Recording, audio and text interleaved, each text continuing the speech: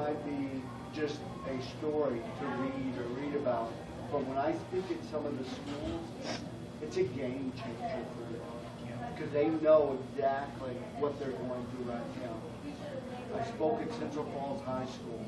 We had an auditorium filled, and if you know this high school, you know that the economic times there hit their hard, that they're bankrupt, that the kids come from all kinds of backgrounds. There's a lot of gangs there. But it wasn't the gangs, it wasn't the tough guys, it wasn't that moved me. But when I told my story out there, I told about emotional abuse, mental abuse, sexual abuse, near-death experiences as a kid. And when I was done, the kids all lined up, walked up one by one. And another part of Central Falls is they have a special needs section where they take in kids that have special needs. And as soon as I was finishing my speech, a young lady walks up to me, 17 years old. She's clearly and definitely autistic, and she had mental capacity issues as she walked up to me. And she was cute as she could be, and she just whispered in my ear, "I know what you've gone through because I'm currently being raped by my uncle, and nobody knows about it. And you're the first person that I've told about it." So what do you do with that when it goes into your ear and it goes into your body, and you look at this human being and you know what she's going through? So I told the administration afterwards, and they all said, "We knew something was happening, but she never told anybody, so we couldn't do anything about it. Now we can act on it." And I said, "This is why I'm doing this. This is why I'm doing this right now." And I just was invited back to Exeter Job Corps as their keynote speaker. That was my third time out there. And today, 200 graduating students and families, and these are people that have gone through tough lives, and now they've graduated. And so I speak to schools.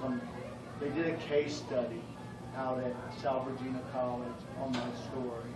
And what they did with it was the professor out there assigned basically a thesis for them. And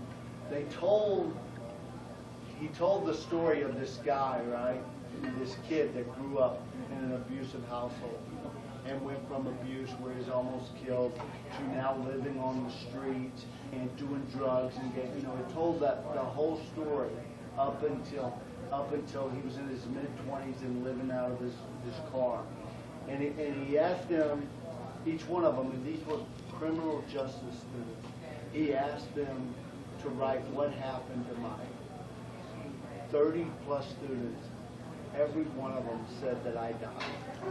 Every one of them said I was a sad product of society and that I got lost in society and something happened to me, whether I died of drugs or killed. They all had their theories on what happened. So the last day of the class out at Salvargina, I went out there to speak as a business executive in Providence. And so when I got up there, all I said was, my name's Mike Cooley. I came here from Dallas.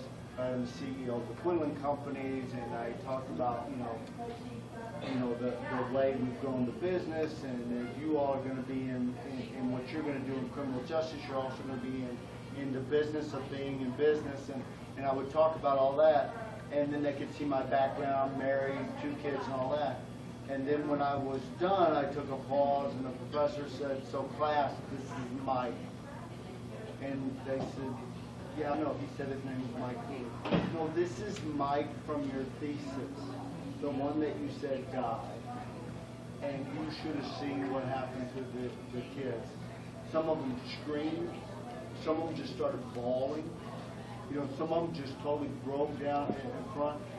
To this day, those students are emailing me because they want me to go here. They want other people to hear this story and things like that. And these are kids that have it well off, and they're going out to change the world."